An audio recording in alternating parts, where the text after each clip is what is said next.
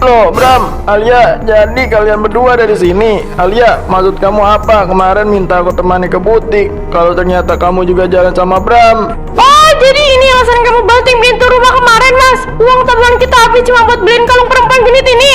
Nah, ketemu juga kan kalian. Kemarin di butik ngakunya cuma klien bisnis. Ternyata kamu itu udah bercadar yang suka memeras suami orang ya. Siska, Citra, Riko, kenapa kalian semua bisa ada di sini? Tolong jangan bikin keributan.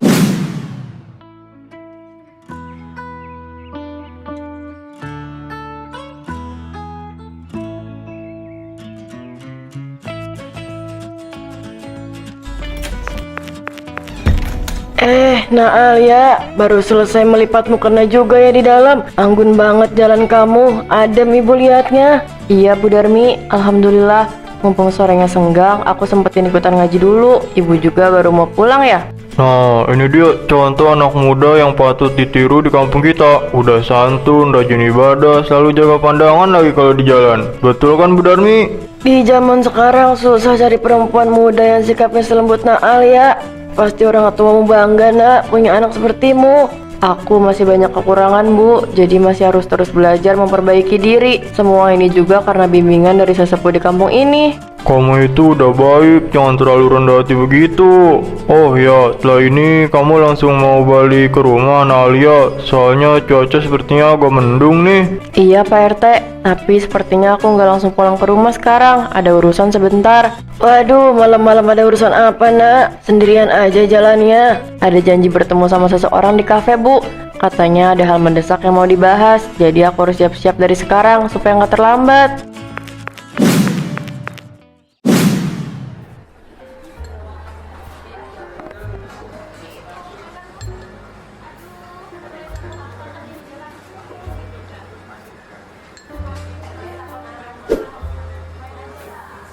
Akhirnya kamu datang juga, Lia. Aku udah nungguin dari tadi. Takut kamu berubah pikiran dan gak jadi datang malam ini. Maaf ya Mas Bram, membuatmu menunggu lama. Tadi di jalan agak macet. Lagi pula aku ragu mau kesini karena ngerasa nggak enak terus-terusan ngerepotin kamu. Loh, kenapa ngomong begitu? Kamu gak pernah ngerepotin aku sama sekali, Alia. Ada apa? Wajah kamu kok kelihatan sedih banget malam ini. Aku cuma lagi kepikiran beban hidup aku yang makin berat Mas. Biaya kosan naik, kebutuhan harian juga susah. Rasanya aku sendirian menghadapi dunia ini tanpa ada tempat bersandar. Jangan nangis, kan sekarang ada aku di sini. Kamu gak sendirian lagi. Aku pasti bakal bantu semua kesulitan kamu. Apa sih yang gak untuk wanita selembut kamu? Mas Bram baik banget. Beda sama istri Mas di rumah. Pasti Mbak Siska nggak pernah ya ngerti tekanan berat yang Mas hadapin di luar sana. Makanya Mas sering kelihatan lelah. Ah, jangan bahas dia, bikin pusing aja. Kerjanya cuma bisa menuntut dan ngomel setiap hari. Gak ada adem-ademnya banget. Beda jauh kalau aku lagi sama kamu. Makanya Mas harus lebih banyak meluangkan waktu sama aku supaya Mas bisa bahagia terus. Tapi kalau aku nggak punya kendaraan, susah juga ya kalau Mas mendadak minta ditemenin jalan-jalan. Oh, soal itu gampang. Nih, aku udah ada kejutan spesial buat kamu yang paling pengertian. Ini kunci mobil baru buat kamu. Sengaja aku beli atas namamu supaya kamu gak kesusahan lagi kalau mau pergi-pergian. Ya ampun Mas Bram, ini beneran buat aku. Serius Mas, gak bakal nyesel ngasih ini? Ya serius, besok mobilnya langsung diantar ke tempatmu. Oh ya, besok pagi kamu ada acara gak? Aku mau kenalin kamu sama teman kantorku. Namanya Riko, siapa tahu kamu butuh jaringan kerjaan baru. Kebetulan besok pagi aku senggang Mas. Kita ketemu di taman kota aja ya.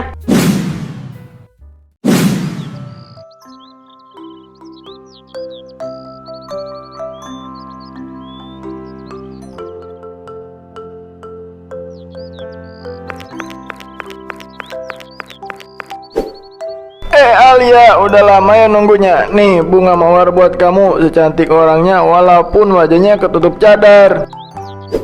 Makasih Mas Riko. Mas udah lama nunggu di sini. Enggak kok, aku juga baru sampai demi ketemu kamu. Gimana? Kamu suka kan bunganya? Oh ya, kemarin Bram cerita katanya dia sempat kenalin kita lewat telepon. Makanya aku berani ajak kamu ketemu langsung. Iya, Mas Bram baik banget ya mau kenalin pria sekeren Mas Riko ke aku. Tapi kalau dilihat-lihat, Mas Riko ini kelihatan jauh lebih gagah dan bertanggung jawab deh dibanding pria yang pernah aku kenal. Balonnya Mas, dibeli buat pacarnya yang cantik biar makin nempel. Nggak usah Pak, makasih. Bicarain soal tanggung jawab, aku nggak mau kalah dong sama Bram. Ini ada titipan sedikit buat bantu kebutuhan kamu bulan ini. Diambil ya, jangan ditolak. Aku cuma mau mastiin hidup kamu itu terjamin dan nggak kekurangan suatu apapun. Ya ampun, tebal banget ini mas. Uang bulanan dari mas beneran banyak banget. Beda banget sama suami aku. Maksudnya beda sama pria egois di luar sana yang pelitnya minta ampun. Pria pelit, emangnya ada yang berani pelit sama wanita selembut kamu? Istriku di rumah aja yang boleh minta ampun, sehingga aku potong jatah belanjanya demi bisa ngasih ke kamu loh. Nah, itu dia kenapa aku makin kagum sama Mas Riko. Tapi mas, kemarin aku lihat butik pakaian mewah di mall dekat rumah kamu.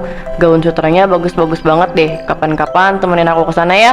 Boleh, nanti sore sepulang aku ngantor kita langsung meluncur ke butik itu ya. Tapi sekarang aku harus balik ke rumah dulu sebentar. Ada berkas yang ketinggalan dan harus diambil di ruang tamu. Permisi kakak-kakak kece, jangan cuma beli mawar, ayo cobain dong keripik kaca sama basrengnya Koko Meong yang dijual. Rasanya renyah, bikin lagi dan gak bikin kantong bolong, dijamin mantep pokoknya. Caranya tinggal di tap-tap layarnya aja ya. Duh, Koko Meong ganggu aja deh. Aku pulang sekarang ya.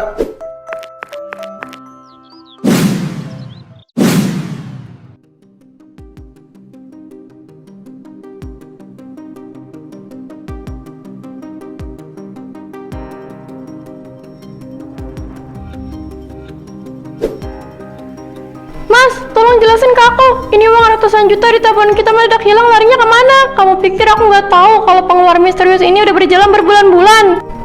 Kamu bisa nggak sih sehari aja nggak usah teriak-teriak begitu. Itu uang bisnis aku, dipakai buat motor modal lagi. Nggak usah lebay sampai menuduh yang nggak begitu deh.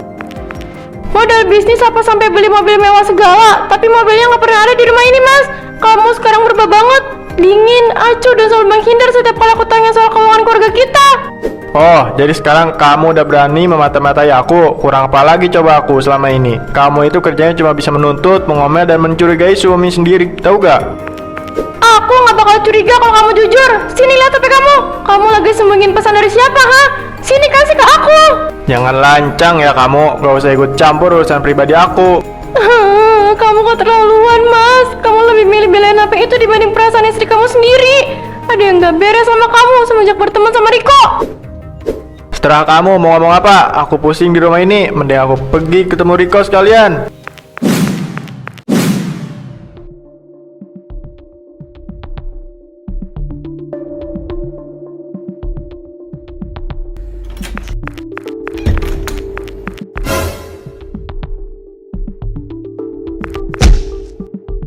Oh bagus ya, katanya lembur kerja sampai malam. Ternyata malah jadi dompet berjalan buat perempuan lain di butik mewah begini. Citra, kamu kok bisa ada di sini? Jangan salah paham dulu sayang. Ini nggak seperti yang kamu lihat kok. Gak salah paham gimana? Itu siapa perempuan bercadar yang dari tadi manja banget minta dibeliin baju mahal pakai kartu kredit kamu? Jawab mas. Astagfirullah, ibu, tolong tenang dulu dan jangan langsung nuduh begitu.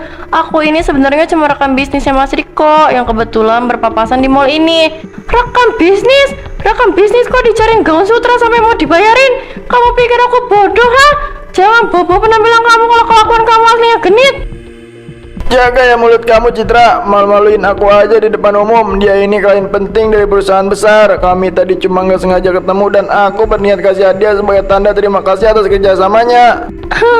Kamu lebih pilih belain perempuan asing ini dan bentak aku di depan banyak orang, mas. Rumah tangga kita lagi seret, tapi kamu malah boros di sini.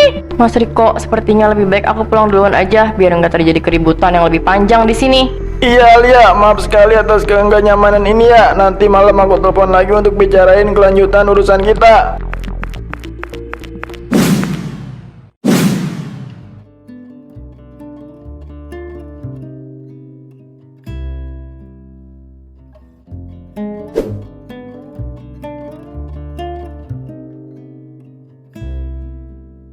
Aduh, gampang banget ya. Ternyata bikin para pria itu bertekuk lutut. Cuma modal suara lembut sama tampang melas sedikit, harta mereka langsung mengalir ke kantong aku.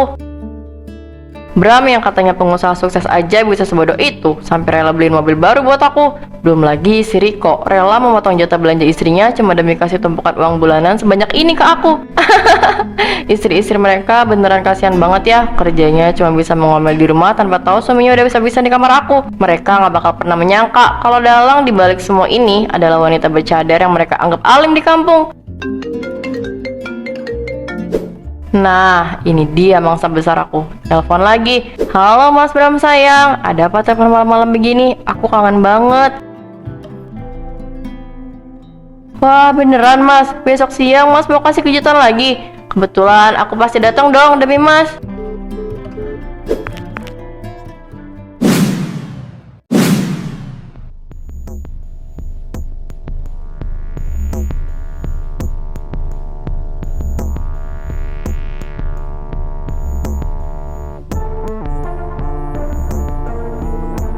Selamat ulang tahun Alia sayang. Nih, sesuai janji aku semalam, kalung berlian super mahal ini khusus aku beli buat kamu. Ya ampun Mas Bram, ini indah banget. Berkilau banget berliannya. Mas beneran romantis banget deh. Aku makin sayang sama Mas. Loh Bram, Alia, jadi kalian berdua dari sini. Alia, maksud kamu apa? Kemarin minta aku temani ke butik. Kalau ternyata kamu juga jalan sama Bram. Oh, jadi ini alasan kamu banting pintu rumah kemarin, Mas. Uang tabungan kita habis cuma buat beliin kalung perempuan genit ini. Nah, ketemu juga kan kalian. Kemarin di butik ngakunya cuma klien bisnis. Ternyata kamu itu udah bercadar yang suka memeras suami orang ya. Siska, Citra, Riko, kenapa kalian semua bisa ada di sini? Tolong jangan bikin keributan di lobi hotel. Malu dilihat pengunjung hotel yang lain. Astagfirullah, ada apa ini? Mas Riko, Mbak Siska, Mbak Citra, tolong jangan nuduh aku sembarangan. Aku nggak tahu apa-apa. Gak usah sok suci kamu Alia. Kami berdua udah tahu semua kebusukan kamu. Lihat aja, benda-benda haram yang kamu pegang itu pasti bakal bawa petaka buat kamu. Udah Alia, ambil aja dulu kalung ini. Sekarang sebelum situasinya makin kacau.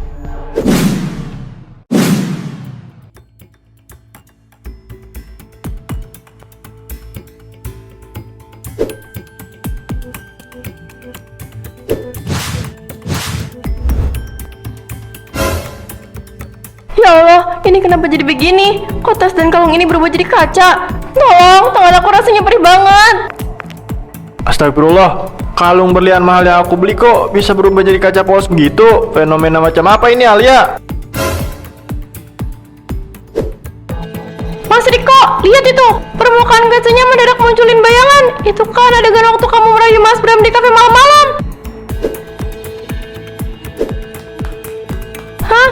Rasain kamu, lihat kaca yang dipegangnya sekarang malah ganti mantulin bayangan pas kamu menerima amplop uang tebal dari Mas Riko di taman kota.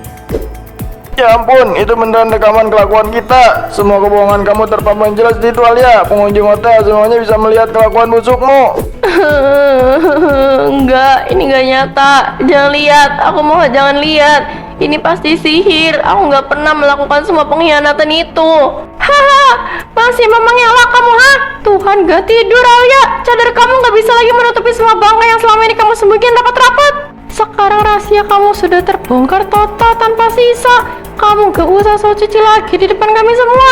Dasar perempuan perebut suami orang. Mas Bram, Mas Riko, tolong aku. Aku takut ini semua hancur ditiup angin. Tolong bawa aku keluar sekarang, Mas.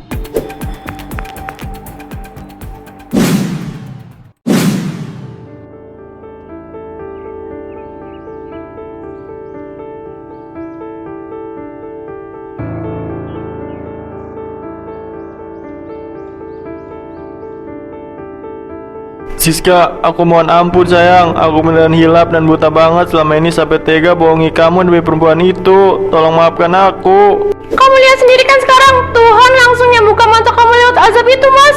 Untung aku masih mau sabar ngadepin kamu.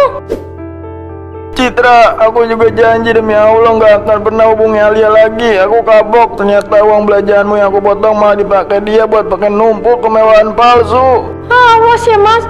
Kalau Mas sampai berani genit lagi sama perempuan lain, sekarang ayo kita pulang. Urus surat perjanjian biar Mas gak macam-macam lagi di belakang aku. Mas Bram, Mas Riko, masa kalian tega ninggalin aku sendirian di sini setelah semua yang kita lewatin? Tolong bantu aku berdiri. Harta kosan aku juga mendadak lenyap tadi. Gak usah sebut-sebut nama aku lagi Alia, urusan kita udah selesai. Bawa aja sisa penyesalanmu itu ke teras rumah Bu Darmi besok pagi buat minta maaf sama warga. Udah mas, biarin aja dia merenungin dosanya di sini. Ayo kita pulang dan beresin masalah internal rumah tangga kita sekarang juga. Bener kata Bram, besok kamu harus bersihin namamu di lingkungan rumah sebelum warga makin mengucilkan kamu Alia.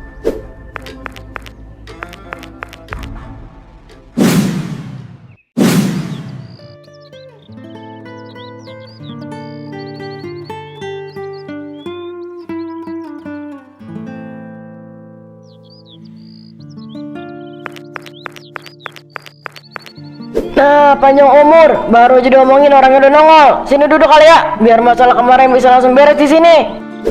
Terima kasih Bu Darmi, Pak RT. Maaf banget kalau kedatangan aku pagi-pagi begini malah mengganggu waktu santai Bapak sama Ibu. Gak apa-apa, justru lebih cepat lebih baik Alia. Berita kejadian di hotel kemarin itu udah menyebar kemana-mana. Warga kampung sini semuanya langsung heboh dan kecewa berat sama kamu. Ibu beneran gak nyangka loh Alia, kemarin sore di masjid kamu kelihatan alim banget, tapi kok tega di belakang malah ngerusak rumah tangga orang. Cadarmu itu jadi ikut kena imbas jeleknya tahu. Aku tahu aku salah besar Bu Darmi. Sanksi sosial yang aku terima ini murni karena kebusukan kelakuan aku sendiri, bukan karena cadar yang aku pakai. Tolong jangan salahin pakaian ini. Bagus kalau kamu udah menyadari kesalahanmu dan mau mengakui semuanya secara terbuka lewat surat ini. Tapi apa yang udah cukup untuk menebus semuanya? Belum Pak RT, ini di dalam tas ada beberapa sisa barang yang mau aku kembalikan. Aku berencana mau langsung mendatangi rumah Siska dan rumah Citras yang ini juga untuk minta maaf langsung. Ya udah, itu baru langkah yang benar kalau kamu memang beneran mau bertobat. Tapi kamu harus siap ya, mental kamu harus kuat kalau nanti di sana dia amuk sama mereka berdua. Aku siap menerima apapun konsekuensinya Bu, karena kejahatan aku dulu beneran udah keterlaluan sama mereka. Kalau begitu aku pamit langsung jalan ke rumah Siska sekarang ya Pak RT, Bu Darmi.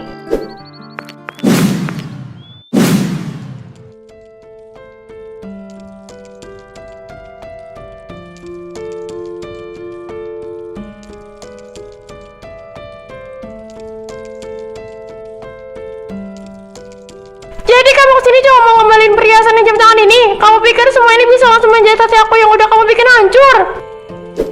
Aku tahu ini gak akan pernah cukup Mbak Siska. Aku benar minta maaf karena dulu udah sejahat itu sama Mbak. Aku hilaf dan serakah banget waktu itu. Untung Mas Bram sekarang udah beneran tobat dan kapok setelah melihat ajab kaca kemarin. Yaudah, barangnya aku terima dan maaf kamu juga aku terima, walau butuh waktu buat ngelupain semuanya.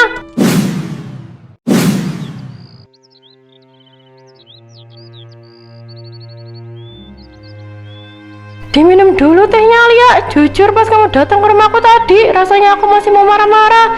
Tapi lihat kamu menangis begini, aku jadi nggak tega juga. Makasih banyak Mbak Citra. Aku beneran rela bersujud di depan Mbak supaya Mbak tahu kalau aku beneran menyesal udah mengganggu rumah tangga kalian. Udah, jangan menangis lagi. Berdiri yuk, gak usah bersimpuh begitu. Hubunganku sama Mas Riko juga pelan-pelan mulai membaik sekarang. Jadi aku pilih buat maafin kamu aja, biar batin kita sama-sama tenang. Makasih banyak atas kebaikan hati Mbak Siska dan Mbak Citra. Mulai besok aku janji bakal buka lembaran hidup yang baru dan jualan kue tradisional aja di depan kontrakan kecil aku. Nah begitu dong, itu jauh lebih berkah dan terhormat daripada yang kemarin. Sukses ya buat usaha kue tradisional kamu besok sore.